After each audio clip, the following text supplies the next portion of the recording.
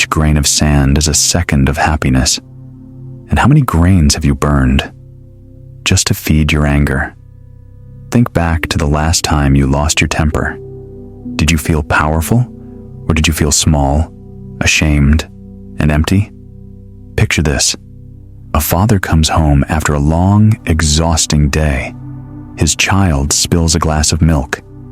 The shout that follows shakes the entire house. The child will never remember the milk, only the angry eyes. And the father? He spends the rest of the week drowning in guilt, realizing that anger has cost him more than a moment. It has wounded both heart and soul. We like to tell ourselves we control anger, but the truth is, anger often controls us, repeating the same emotional patterns we've carried since childhood. In the next few minutes, you will discover 8 Stoic rules designed to smother that flame the moment it rises. Tools that protect not just your mind, but your heart and relationships, turning you into someone unshakable. Rule 1. See anger as self-harm. You remember the images. The ring bathed in lights, the crowd's roar turned grotesque, and then that single, shocking gesture, Mike Tyson biting Evander Holyfield's ear, a moment of fury that shattered a legend's reputation in front of the world. It's easy to point and judge, to call it a loss of control, but look closer. Tyson later admitted that his anger was a form of self-harm. Every eruption cost him a piece of himself. Seneca put it plainly, anger, if not restrained, is more hurtful to us than the injury that provoked it. Unchecked anger does more than harm relationships or reputation. It rewires your body.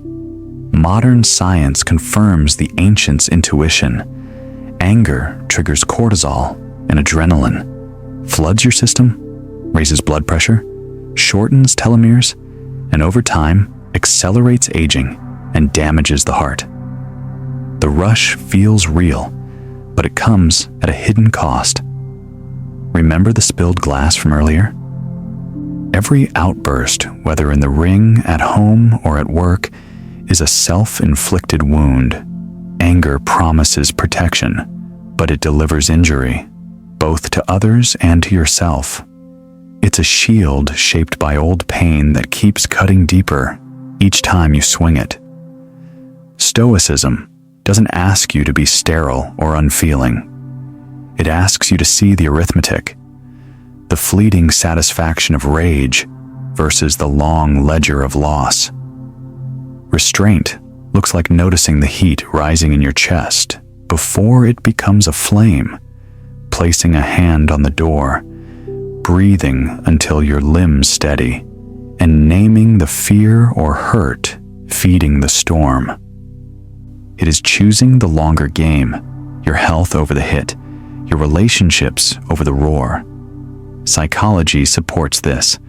Pausing even briefly lets your prefrontal cortex reclaim control from the amygdala, turning reactive heat into conscious choice.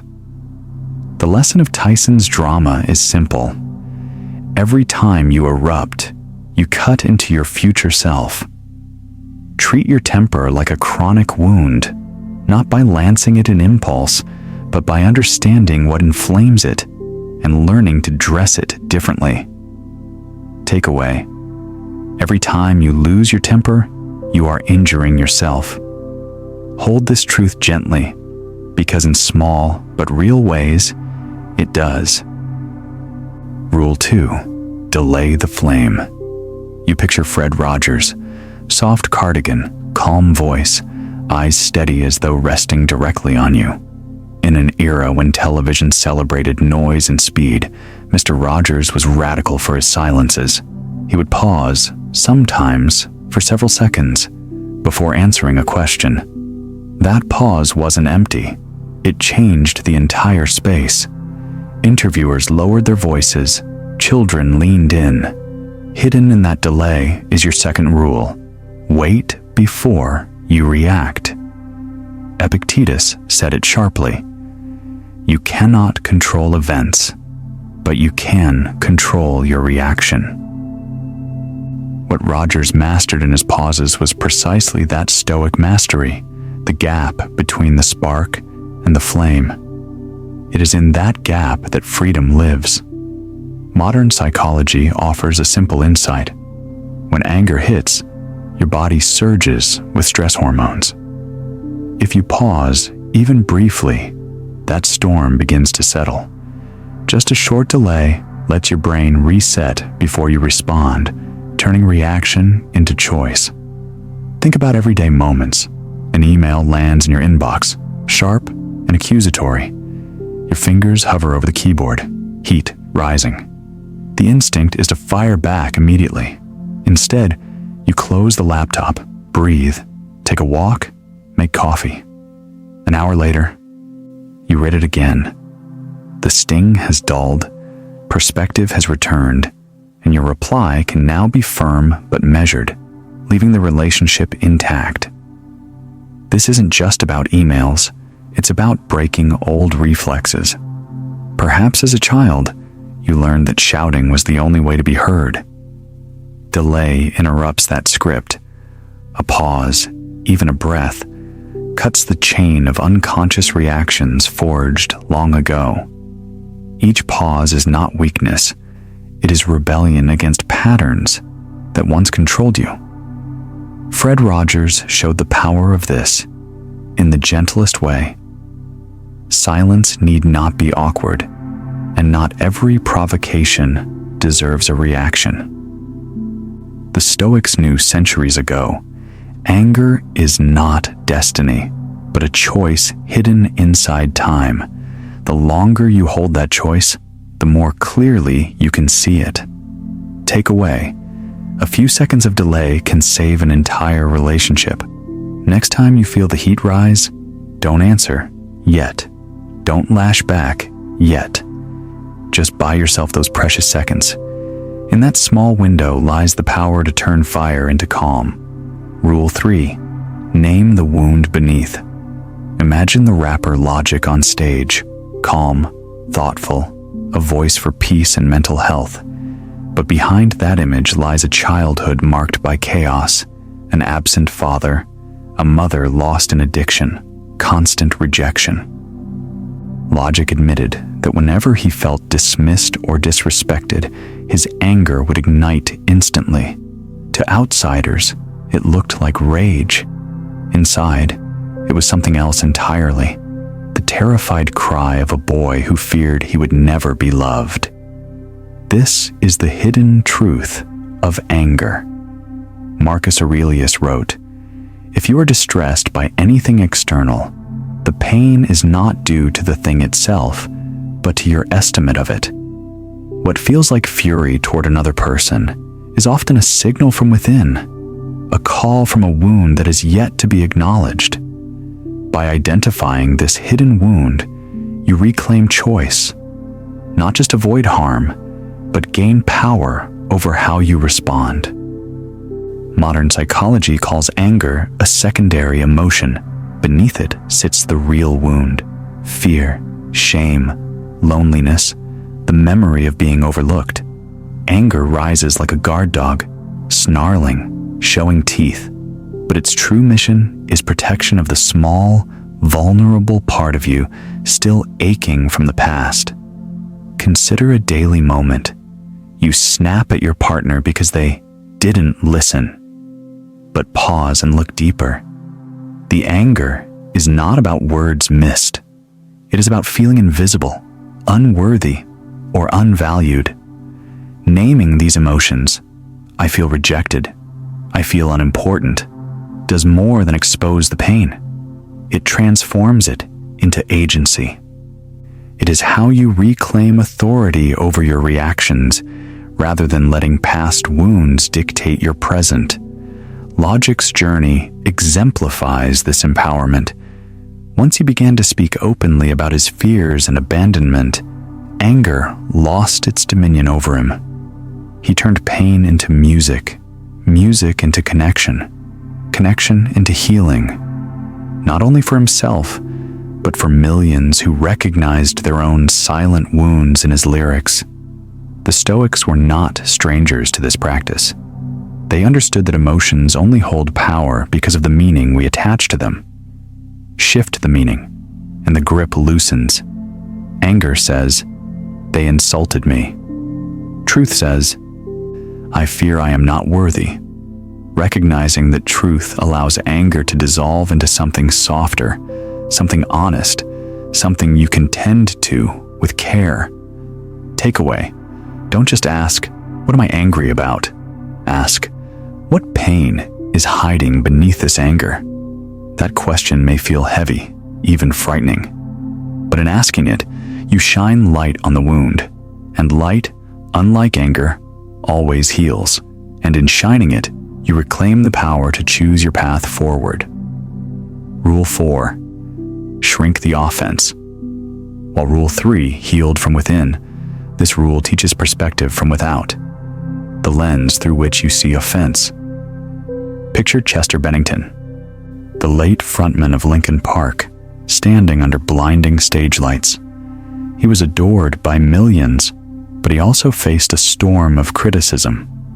Harsh reviews, cruel comments, strangers dissecting his pain as though it were entertainment.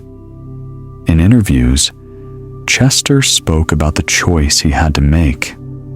Let those voices define him, or shrink them until they were nothing more than background noise. By refusing to magnify every insult, he preserved his focus on what mattered most: his music, his family, and the healing art he poured into the world. Epictetus captured the same truth centuries earlier. Men are disturbed not by things, but by the view which they take of them. It isn't the words themselves that wound you. It's the size you allow them to grow inside your mind. This is where psychology gives us the practice of reframing. You can look at the same event from two angles, as an attack aimed at your core, or as a small echo in a vast room, too distant to touch you. The moment you change the frame, the anger loses its fuel. Think of everyday life. You're stuck in traffic, horns blaring. Someone cuts you off. If you magnify the moment, it feels personal, almost as if the universe conspired to ruin your day. But if you shrink it, you see it for what it is: another person rushing, another small ripple in the shared current of life. The sting vanishes, replaced by a kind of quiet acceptance. Anger thrives on magnification. And often, what we are really enlarging is not the event itself, but an old wound it touches. A sharp word at work can echo the humiliation you felt as a child. A friend's delay in texting back can awaken the memory of being forgotten. When you make the offense enormous, you're not just reliving the present, you're reopening the past. Shrinking it isn't denial, it's freedom. It's the conscious act of refusing to let old pain be amplified by today's noise. Chester understood this. His art was filled with raw confessions of pain, but he also showed the strength of refusing to hand power to those who mocked him. By shrinking their voices, he left room for his own, and that voice helped millions confront their own darkness. Here's your practice. The next time you feel insulted or wronged, pause and ask, "Am I magnifying this?" Then deliberately shrink it. Imagine the words bouncing off a wall, fading as an echo. Picture the driver who cut you off disappearing into a sea of cars. When you shrink the event, you shrink the fire, and when the fire dies down, you stand unshaken. Rule 5.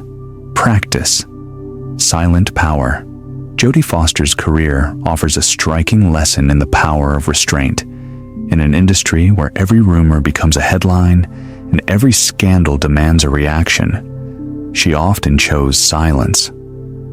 when speculation swirled around her private life, when critics dissected her choices, she didn't rush to defend herself or trade barbs in the press. Instead, she let the noise fade into the background while her work spoke louder than any rebuttal could. That deliberate quiet became her shield, and in time, it made her more respected, admired for her craft, not her controversies. The Stoics knew this kind of strength. Zeno, the founder of Stoicism, put it plainly: better to trip with the feet than with the tongue. Words spoken in anger can't be taken back. They echo, stain reputations, and deepen wounds. But silence holds a strange, commanding weight. It does not surrender. It transforms the moment. Modern psychology explains why.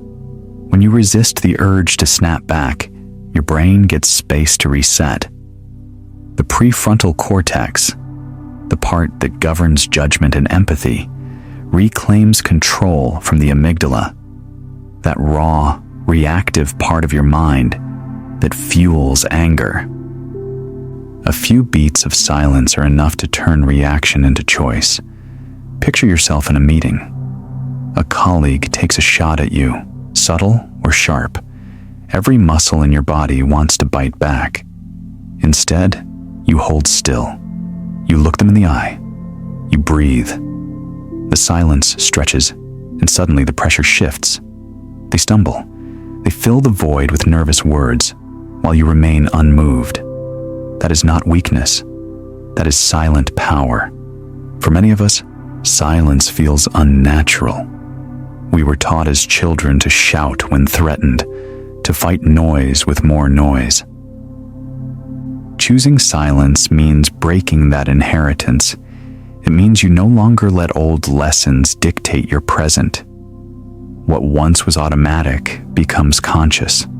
What once was reactive becomes sovereign. Jodie Foster's refusal to play the loud game of Hollywood gossip shows the same truth.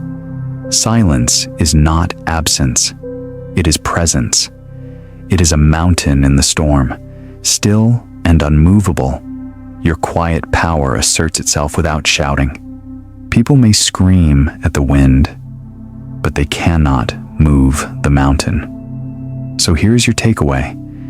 The next time you are provoked, resist the instinct to fill the air. Let your silence speak. Feel the ground of your body like a mountain beneath you. Remember, silence is the mountain that does not move in the storm, and in that stillness, you discover a power no shout could ever give. Rule 6. Turn fire into fuel. Bruce Lee's journey illustrates the transformative power of channeling anger. Early in his career, critics dismissed his martial arts style, calling it weak and ineffective compared to established traditions. Instead of letting that criticism crush him, Lee allowed it to fuel his relentless practice, sharpening every move, refining every technique, and ultimately creating Jeet Kune Do, a philosophy of martial arts that emphasized adaptability, efficiency, and personal expression. What could have been a moment of bitterness and resentment became the spark that ignited his genius. The Stoics teach us a similar lesson. Marcus Aurelius reminds us, "The impediment to action advances action. What stands in the way becomes the way." Obstacles, frustrations, even the sting of insult are not merely roadblocks. They're the raw material from which we can forge strength. Anger itself is energy, a combustible force. Left unchecked, it burns and destroys. But when redirected, it becomes a tool to build, create, and grow. A distinction between destructive heat and constructive fire. Psychology confirms this.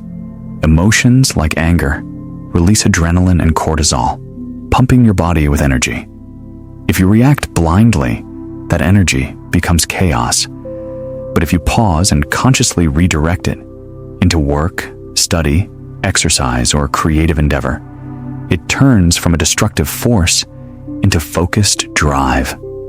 You transform reactive heat into purposeful flame. Consider the everyday workplace. You are overlooked for a promotion or criticized unfairly by a colleague. The instinct may be to seethe, to lash out, or to internalize the bitterness. Instead, take a page from Lee's playbook. Channel that energy into learning a new skill, improving a project, or refining your craft. Let the irritation be your fuel. With every step forward, you turn frustration into achievement. Trauma often conditions us to react destructively. If, as a child, you were criticized or dismissed, your default may be to strike back or shut down. By consciously converting anger into constructive energy, you break that cycle. The fire no longer consumes you. It powers your growth. Your takeaway is simple but profound. Next time anger rises, do not resist it. Do not suppress it entirely. Instead, grab it, guide it, and turn it into forward motion. Train, create, learn, or build. Let that fire temper your resolve rather than incinerate it. In this way, every challenge, every slight, every moment of injustice can become a catalyst for your mastery. Remember, use your anger to forge strength, not to burn yourself down. Rule 7. Expand the view. After learning to pause and harness your anger through earlier rules, imagine gazing at the famous photograph Carl Sagan so often referenced, the pale blue dot, where our entire planet appears as a tiny, fragile speck suspended in a sunbeam, almost impossibly small against the vast canvas of the cosmos. Sagan reflected on it. All human conflict, all the petty grievances, all the moments of fiery anger that seem so consuming on Earth are reduced to almost nothing when seen from this cosmic vantage point. He reminded us that in the grand scheme, our personal battles are infinitesimal, temporary, and often not worth the emotional fuel we pour into them. This perspective mirrors a key Stoic principle: the view from above. Marcus Aurelius frequently wrote about stepping outside yourself, imagining events from the perspective of the whole universe. He urged seeing life not as a series of personal affronts, but as a fleeting interplay of forces, largely beyond your control. When you adopt this lens, the intensity of your anger naturally diminishes because the stakes are not as monumental as your ego believes. Modern psychology validates this as well. Awe therapy, the practice of cultivating feelings of wonder and vastness, has been shown to reduce stress, diminish aggressive impulses, and foster gratitude. Experiencing awe, whether through nature, art, or contemplating the cosmos, shifts your brain's focus from self-centered grievances to a broader understanding of your place in the world. It quiets the fight-or-flight response and replaces it with reflection and calm. Think of your everyday life. Your neighbor blares music late at night, disrupting your peace. At first, it feels infuriating, personal, a direct affront. But pause and take a metaphorical step back. Consider your life, your city, your planet, your existence in the vast continuum of time and space. Suddenly, the noise is just a minor ripple on a vast ocean. The irritation fades, replaced by a quiet detachment that allows you to respond, or not respond, with composure. Trauma often narrows our vision. Past wounds make minor irritations feel like existential threats. When you zoom out, seeing yourself and others as small parts of a larger picture, you escape the narrow, reactive lens shaped by old pain. The petty trigger loses its power because it no longer occupies the entirety of your mental landscape. Your practical takeaway is clear. When you feel anger swelling, step back mentally. Imagine yourself high above the situation, watching the world from the sky, or even beyond Earth, like Sagan's dot. Ask yourself, in the grand expanse of life and time, does this matter? Often, the answer is no. And in that moment, your rage dissolves. Expanding your view doesn't deny your emotions. It simply puts them in proportion, giving you mastery over their intensity. Remember, after learning to pause, redirect, and quiet your inner fire, widening your perspective transforms the remaining spark of anger into harmless embers, leaving you free to act with clarity and calm. Rule 8. Forgive for freedom. After mastering your internal responses and perspective through the previous rules, imagine surviving an attack that could have ended your life, only to find that the real battle lies not in the bullet wounds, but in the heart. This was the reality for Malala Yousafzai. After being shot by the Taliban for advocating girls' education, she faced a choice: succumb to hatred and bitterness, or rise above, embracing forgiveness. Malala chose the latter. She did not condone the violence, nor forget it, but she refused to let hatred govern her life. Instead, she turned her experience into global advocacy, empowering millions of young girls through education. Her strength came not from revenge, but from releasing the burden of resentment, showing the world that forgiveness is a radical, transformative act. This lesson aligns perfectly with Stoicism. Seneca taught that forgiving others is ultimately a gift to yourself. Holding on to anger is a self-inflicted prison. When you cling to resentment, it doesn't harm the offender. It corrodes your mind, body, and spirit. Letting go, on the other hand, frees you to live fully and act wisely. Forgiveness is not weakness. It is the deliberate exercise of inner freedom, a reclaiming of your power from those who would seek to wound you. Modern psychology confirms this. Studies show that practicing forgiveness reduces cortisol, lowers blood pressure, and even supports heart health. It calms the nervous system, promotes emotional regulation, and fosters resilience. Anger and grudges are toxic stressors that keep the body in fight or flight mode. By forgiving, you interrupt this cycle, allowing your mind and body to heal. In daily life, the principle is just as practical. A selfish colleague takes credit for your work. Your first instinct might be to seethe, to plot a comeback, but pause and consider the true cost of holding that resentment. Your emotional energy is finite, and clinging to bitterness drains it. Forgive, not because they deserve it, but because you deserve peace. This doesn't mean ignoring injustice. It means refusing to be a captive of it. By releasing the mental chains of resentment, you regain control over your emotional life and act from a place of calm strength rather than reactive anger.